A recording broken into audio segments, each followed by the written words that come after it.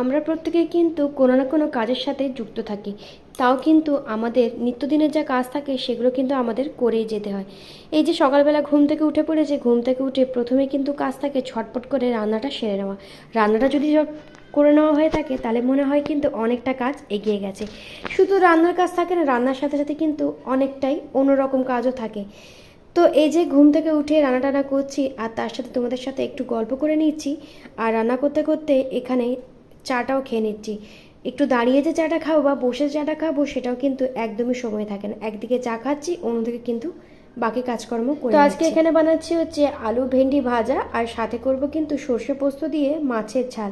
বাইরের ওয়েদারটা কদিন থেকে কিন্তু একদমই ভালো নেই, প্রায় সময় কিন্তু বৃষ্টি হয়ে যাচ্ছে। তো আজকেও দেখো এখানে আকাশ একদম মেঘলা করে আছে, আর বৃষ্টি কিন্তু এবার আসবেই। আর এখানে সর্ষে পোস্ত দিয়ে মাছটাও কিন্তু আমার হয়ে গেছে। তো এই যে রান্না বান্না আমার একদমই কমপ্লিট হয়ে গেছে। এরপর